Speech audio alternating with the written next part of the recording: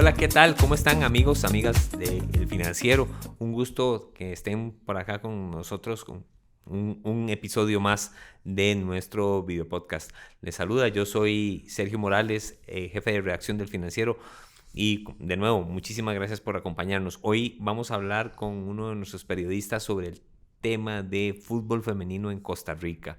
Obviamente, desde el punto de vista de negocio y de proyecto que pues todavía está en pañales. Para eso me acompaña el periodista Randall Corella. Randall, ¿cómo estás? ¿Qué tal, Sergio? ¿Todo bien? Saludos. Muchísimas gracias por acompañarnos.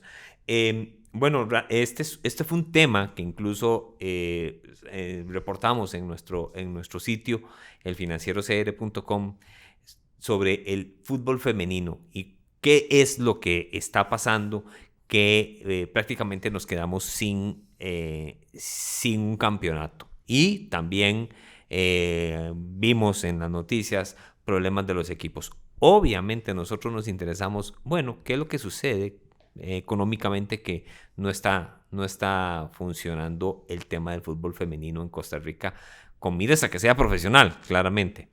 Pero bueno, tal vez, Randall, si me ayudas con ese tema, ¿cómo fue eso? ¿Qué pasó que el fútbol femenino en Costa Rica no arrancó o no tiene una muy buena condición? Mm, mm.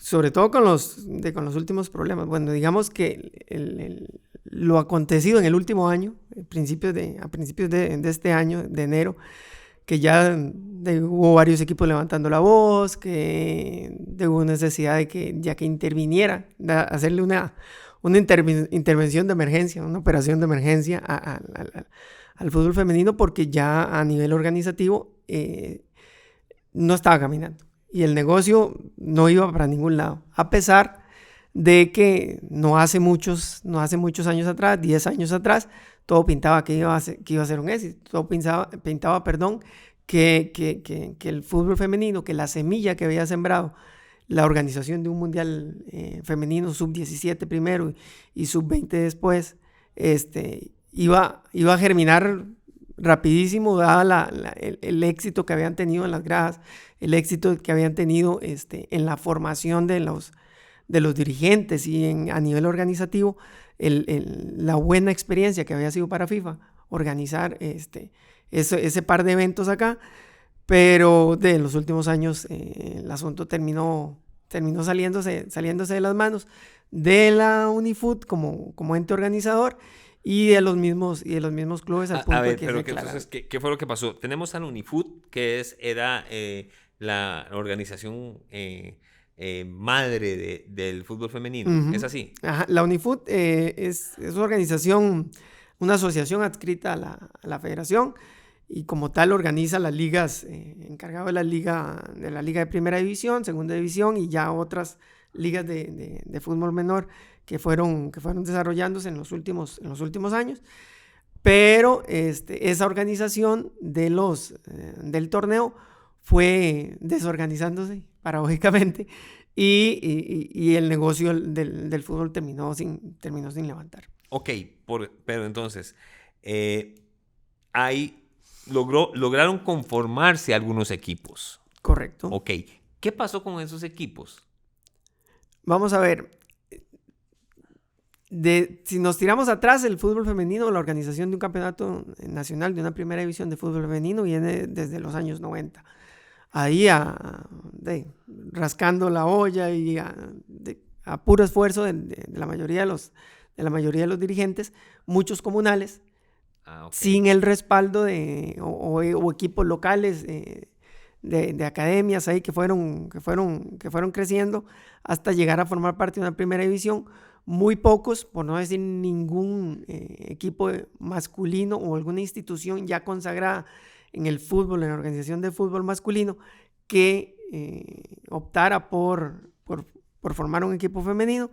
Entonces, todo eso amateur, por llamarlo así, en esa época, aunque ahora sigue siendo amateur, ese fútbol femenino amateur de los 90, en los últimos 10 años pudo desarrollar a tener una mejor organización, o por lo menos una mayor visualización en el sentido de que ya tenía más afición, ya tenía transmisión de los partidos en televisión, y las mismas redes sociales también permitieron a todos esos equipos ir creciendo. Pero fueron regionales y fueron muy pequeños al principio. Fueron regionales, fueron muy pequeños al principio, incluso uno de los grandes equipos históricos del fútbol femenino, como era Arenal Coronado, era un equipo que cumplía todas esas características de haber crecido en un cantón, tener el apoyo del pueblo, y terminó siendo una de las grandes potencias de fútbol femenino en el país. Pero ya te digo, muchos de los equipos no tenían esa imagen de gran institución. Pero ¿qué pasó? O sea, Randall, en otros países uno oye que el fútbol femenino prácticamente va muy bien. Claro. Y tienen un comportamiento como el de el resto de disciplinas deportivas, claro, en cualquiera de los sexos. Es decir, surgen estrellas, equipos que son muy buenos, en fin, y pues como que les va bien. ¿Qué pasó aquí? ¿Qué pasó con los equipos? O sea, vamos a ver. No hubo una correspondencia entre los equipos de fútbol masculino y los de femenino. ¿Qué pasó ahí? Un poco de todo. Es decir, al ver, volviendo al éxito que tuvo el Mundial Sub-17, que se realizó en el 2014 acá en el país, los dirigentes, los equipos, pudieron notar que había un potencial de negocio para el fútbol femenino. Una transmisión que salía desde Costa Rica a más de 180 países y que fuera un éxito, estadios llenos, las niñas empoderadas o animadas a empezar a practicar el fútbol. Le decían o le marcaban la pauta a los equipos o a los dirigentes de que había un negocio potencial ahí, que había que desarrollar, obviamente, de la mano con resultados deportivos, pero que había un negocio. Los equipos ya de fútbol masculino comenzaron a apuntarse. Se apuntó Heredia, se apuntó Saprissa, se apuntó la Liga, que fue uno de los últimos en llegar, en asumir lo que en algún momento fue CODEA, que era el Comité de Deportes y Recreación, el equipo cantonal de Alajuela. Ya lo asumió la Liga Deportiva Alajuelense, al punto de convertirlo en las actuales octocampeonas nacionales. Entonces, todo ese potencial fue como, tal vez de alguna manera, efímero. Duró hasta que nos llegó la pandemia, un poco, una parte hasta que nos llegó la pandemia. Tuvimos, o se tuvo en el fútbol femenino, asistencia récord de 19,000 personas a las finales, 5,000 y resto, casi 6,000 a otros partidos de campeonato que no definían algo en el torneo. ¿Y eso pasó en qué año más o menos? Eso fue en 2018, 2019, justo antes de la pandemia. Ojo que no pasó, no tenía nada que ver la pandemia ahí, no. Y ya ahí llegamos a la cúspide de asistencia. Ahí era, como utilizando el ejemplo de cúspide, era como la cúspide de esa emoción que se sembró, o esa semilla que se sembró en el 2014. O sea, 5 años después de ese mundial, el fútbol femenino vivía un auge buenísimo, buenísimo. Tenían los equipos, estábamos hablando de estadios llenos, hablábamos de patrocinadores, 4 o 5 patrocinadores en las camisetas de los equipos, algunos exclusivos para el equipo femenino. Hablábamos de transmisiones en 2, 3 televisoras de partidos de fútbol femenino, y el auge era notable. La posibilidad de crecimiento seguía siendo... Entonces, ahí yo puedo interpretar que ahí habían recursos que financiaban a los equipos, ¿verdad? A la operación, al menos mínima del equipo femenino, ¿verdad? Y propia. Porque, a ver, entiendo, Randall, que esto es así. No tenés un equipo de fútbol para que sea financiado o sea subsidiado por algún otro. No, La idea es que ese equipo sea independiente financieramente, sí, ¿verdad? A autosostenible. través de sus patrocinios y qué sé yo. Luego, ahí teníamos 2018, 2019, la cúspide de ese fútbol, equipos con patrocinios y demás. ¿Qué pasó? ¿Cuál podemos decir que fue la razón o las razones de que la cosa empieza a descender? De que los equipos la empiezan a ver mal y ya no pueden ni sostener la operación financieramente. La pandemia golpeó tal vez un poco o alejó a la gente de los estadios. Obviamente hubo que hacer una pausa al campeonato por asuntos de restricción y todo lo demás, pero en el 2022 el país organizó un nuevo mundial femenino, sub-20 ahora, que es una categoría, que la categoría sub-20 en femenino, hay muchas, al país vinieron muchas jovencitas, muchas jugadoras que ya eran estrellas en sus ligas, en España, por ejemplo, en Japón, Estados Unidos, que ya a la edad de 20 años en el fútbol femenino, ya casi que uno es una estrella consagrada. Entonces, ese mundial que se organizó acá en el país volvió a levantar el ánimo y la emoción, claro. Sí, claro. De hecho, en mundiales femeninos de categoría menor, Costa Rica fue uno de los estableció un récord de asistencia a nivel de FIFA, de todos los otros mundiales que ha organizado FIFA en femenino, en sub-20, sub-17 y para abajo. Incluso era tanto el atractivo que tenía el fútbol femenino para el costarricense, para el aficionado costarricense, que se establecieron esos récords. Ya 2023, 2024 comenzaron a aparecer algunas decadencias, algunas falta de resultado para algunos equipos ya en el plano deportivo, primero, y después eso implicó o afectó en el plano económico. Ya no se quedaron sin recursos, entonces. Se quedaron sin recursos, los equipos, el equipo que no es respaldado por una institución grande de fútbol masculino, dígase Saprissa, dígase Alajuelense o Herediano en su momento, sus ingresos o su sostén vienen siendo patrocinadores locales que están en su camiseta, el supermercado del cantón o algún emprendimiento vecino, y los derechos de transmisión que para ese momento, después de la pandemia, ya estaban ya volvieron a transmitir. Ya volvieron a transmitir y todos los equipos. Y ahora estamos sin nada. Ahora no tenemos ni liga, ni equipo, ni nada. Ese fue el problema. Entonces, el año pasado ya comenzaron a haber problemas en el aspecto económico. Hubo la liga Unifoot tuvo que expulsar a 2 equipos porque no se presentaban a los partidos, porque ellos alegaban que no tenían recursos para desplazarse a Puerto Viejo o a Pérez León o a donde tuvieran que hacer los partidos. Entonces, al ausentarse a los partidos, reglamentariamente había que expulsarlo. Entonces tuvo que expulsar a 2 equipos. Ya Saprissa dijo que reclamó una mejor organización, una mayor apertura financiera para que pudieran también los equipos beneficiarse, y dijo que no iba a tener más su equipo femenino.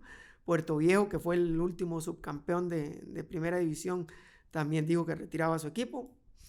Y llegaron a una instancia en la que las mismas televisoras optaron por reducir el contrato o quitar el contrato a varios equipos porque no estaba siendo atractivo para ellos en materia de anunciantes y todo lo demás. Ok, todo se fue al suelo. Todo se fue al suelo, incluso se organizó o se anunció un torneo de copa para que iba a comenzar en marzo y hubo que cancelarlo. Ni siquiera se realizó. Porque no se inscribieron los equipos. Entonces, ante esa falta de organización, falta de equipos, la pura verdad, el inicio de la temporada 2025 estaba... La gran conclusión, Randall, que yo veo aquí es que el fútbol femenino no es todavía, por ahora, un negocio en Costa Rica. No es negocio. La tabla de salvación que están tirando en este momento es la organización de una nueva liga, una liga Premier de fútbol femenino, organizada desde la Federación Costarricense, con menos equipos. Costarricense de fútbol, con los mismos 8 equipos que tenemos o que se tenía anteriormente, pero igual, ya te digo, 8 equipos,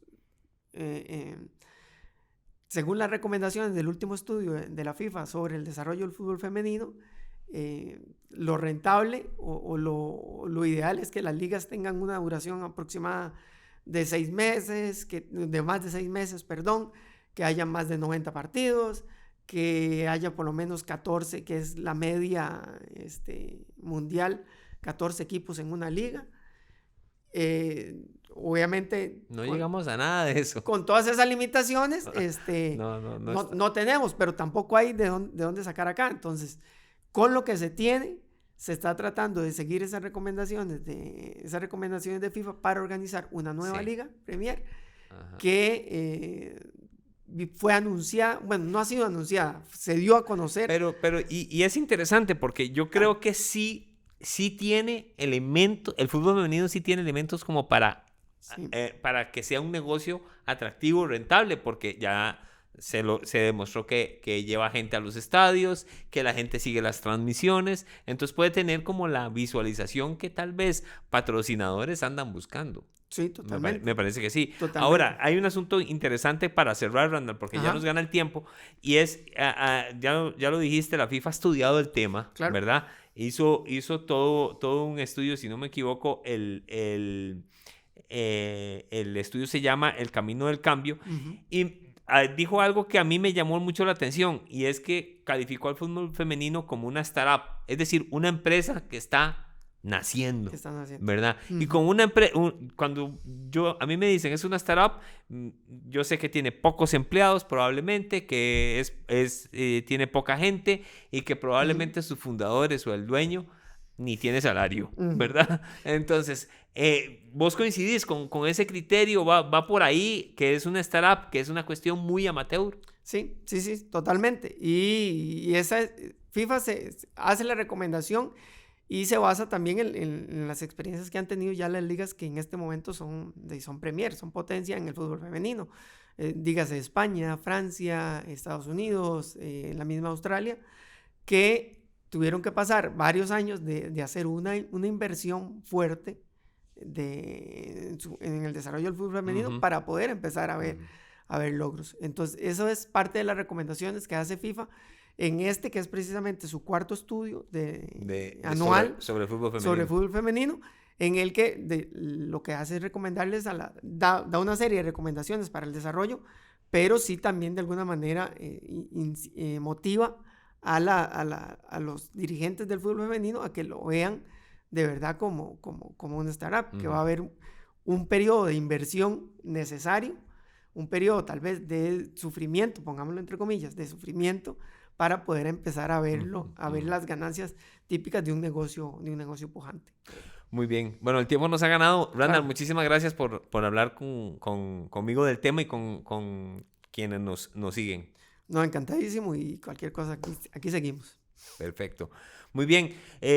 Muchas gracias por acompañarnos estos minutos en El Financiero. Ya saben, pueden buscar este tema y pueden buscar otros también con los que los que abordamos también en elfinancierocr.com. Les agradecemos mucho su compañía y los esperamos y las esperamos en un próximo episodio de este podcast.